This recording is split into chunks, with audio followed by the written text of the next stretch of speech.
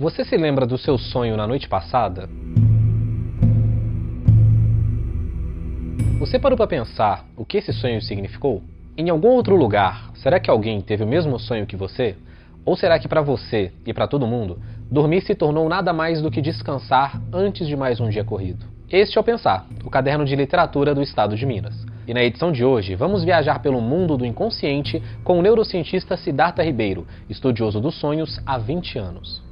Siddhartha participou do recém-lançado documentário Criaturas da Mente, dirigido pelo cineasta Marcelo Gomes. No filme, o neurocientista explora como os sonhos podem transformar a experiência humana, unindo o que a ciência sabe sobre o inconsciente, mas também sobre como o ato de sonhar tem um caráter especial para os povos originários e os de origem africana. Sonhar, todo mundo sonha, toda noite, várias vezes. A menos que você tenha uma lesão cerebral muito específica, você sonha.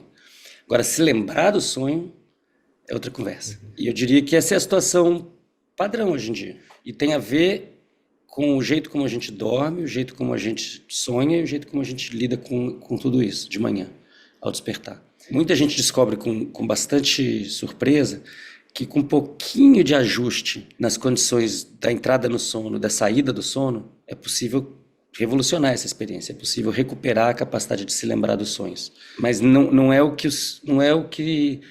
a sociedade pede, assim, digamos, tudo conspira para que você durma poucos e não se lembre dos sonhos. A experiência de sonhar é individual. Com os olhos abertos, todos visualizam o mesmo mundo. Mas com os olhos fechados, o que a mente cria fica restrito para cada pessoa. Sonhar não precisa ser assim. Tanto que o Criaturas da Mente explora justamente a ideia dos sonhos comunitários. Este é um conceito ainda preservado pelos povos originários e comunidades tradicionais, no qual as pessoas se reúnem para compartilhar aquilo que sonharam. Todos interpretam e opinam sobre o que o sonho de alguém pode significar, seja um presságio do futuro ou seja uma resposta para alguma situação do presente. Experienciar os sonhos assim, coletivamente, vai de encontro ao mundo contemporâneo fora das comunidades tradicionais. O sono é uma maneira de você repor a sua própria força de trabalho para gerar mais valia para alguém, para o seu patrão. Portanto, o sonho e o sono não são bem tratados na nossa sociedade, eles são maltratados, são destratados. O sonho é uma instituição para esses povos originários, é um espaço e um tempo em que você decide habitar. E os acontecimentos de lá são vida real como a vida da vigília. Isso é uma atitude radicalmente oposta à atitude da nossa sociedade que pede que a gente desconsidere os sonhos, não tome eles em consideração para fazer nenhum tipo de tomada de decisão e durma o mínimo possível para poder voltar para o batente. Então é uma atitude oposta e as consequências disso acho que estão aí à mostra, né? Uma sociedade que, apesar de saber dos riscos de tudo que está fazendo, coletivamente não consegue mudar de estratégia, de rumo. Estamos indo na mesma direção, inclusive aceleradamente. O estado de consciência também é formado pelo inconsciente coletivo. Esse é um conceito da psicologia que trata sobre símbolos, padrões e comportamentos comuns a todas as pessoas. Estudiosos da psique humana acreditam que isso ocorre pois os indivíduos vivem situações semelhantes em maior ou menor grau ao longo da vida. As pessoas vivem a infância, a puberdade, o início da vida adulta, a velhice, e cada uma dessas fases traz seus próprios desafios. Há ainda a questão da cultura, que produz símbolos que influenciam nos nossos sonhos e na interpretação que damos para eles. É, por exemplo, a ideia de que sonhar com cobras pode significar que a pessoa está sendo traída, ou que sonhar com a queda de um lugar alto significa que algo ruim está prestes a acontecer. O que o filme também toca é que a pandemia, por ser uma crise global que envolveu muito medo da morte, ela coletivizou a experiência e coletivizou os sonhos. E os sonhos eles ficam então com essa temporalidade que é a temporalidade do mito. Por quê? Porque se refere ao passado, a muitas camadas do passado, a muitas experiências do passado, a memórias que são em algum grau pessoais, em outro grau coletivas, em algum grau culturais, em algum outro grau filogenéticas. E isso também diz respeito ao futuro.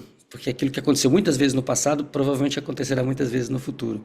Não houve um dilúvio na história da humanidade, foram inúmeros, em muitos lugares diferentes, gerando uma grande memória coletiva do dilúvio, para dar um exemplo. E acho que a pandemia ela se encaixa nisso, num evento coletivo, planetário, e todo mundo, de alguma maneira, no mesmo barco, alguns no andar de cima, a maioria no andar de baixo, mas todo mundo com medo da morte. Isso gerou essa experiência que para o mundo urbano contemporâneo é tão rara, mas que para muitos povos originários é muito mais comum, que são sonhos que várias pessoas têm ao mesmo tempo.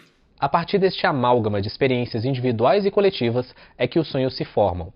E assim, o documentário Criaturas da Mente leva o espectador para discutir a maneira que a sociedade contemporânea trata o ato de sonhar. Quem pode interpretar o significado do seu sonho é você. Agora, outras pessoas podem te ajudar nisso? Uma terapeuta? Um pajé? Sua família? Seus amigos? Claro, certamente. Inclusive podem te ajudar te escutando, porque só de falar você já começa a interpretar. E produzindo sentidos possíveis para aquilo, porque também o sonho não tem que ter uma interpretação apenas. Ele frequentemente é polissêmico, polissentido, né? Ele tem múltiplas perspectivas, abre múltiplas interpretações que podem te iluminar o caminho. E aí eu acho que cabe ao sonhador, à sonhadora, selecionar dentro desse repertório de possíveis interpretações aquilo que faz sentido naquele momento, que ajuda a navegar a vida. Os sonhos são a vida, são parte da navegação da vida, e são também parte da própria vida. O filme apresenta ainda relato das Yalorixás Mãe Bete de Oxum e Mãe Lu, e do indígena Ailton Krenak, sobre a importância do inconsciente coletivo em suas comunidades. Para Siddhartha, como a experiência de sonhar é subestimada no mundo atual, talvez valha olhar para dentro de si, da mesma forma que os povos tradicionais tratam o inconsciente. As ciências dos povos originários, elas são tão legítimas e relevantes quanto a ciência acadêmica universitária. E devem estar lado a lado e, eventualmente, em alinhamento. Você pode alinhar perspectivas. Se os Yanomami entendem que o céu tem um buraco e que ele pode desabar, isso pode estar em alinhamento com a ideia do buraco da camada de ozônio. Se povos ayahuasqueiros da Amazônia Ocidental acreditam que todo mundo tem dentro de si serpentes enroladas que estão dentro de todos os seres, isso pode estar em alinhamento, que tem a ver com o livro do Jeremy Corbyn, isso pode estar em alinhamento com a noção de que todas as células têm DNA dentro delas, que são fitas, que parecem serpentes, que estão dentro de todos os seres. Qual que é a verdade? Olha, as duas verdades têm sua legitimidade dentro do seu campo de atuação, digamos assim. Porque tanto no caso dos saberes dos povos originários, das ciências indígenas, quanto no caso da ciência acadêmica universitária, a gente sempre recorre a metáforas, a gente sempre recorre a modelos mentais, a gente sempre recorre a analogias, a comparações. Né? Frequentemente na biologia a gente vai dizer, tal proteína funciona como se fosse uma alavanca, como se fosse... Esse como se fosse é um processo mental que você vai encontrar nesses outros saberes. O Pensar é o caderno de literatura do Estado de Minas, publicado todos os sábados no Jornal Impresso e também em nosso site. Para acompanhar os textos, acesse em.com.br/pensar.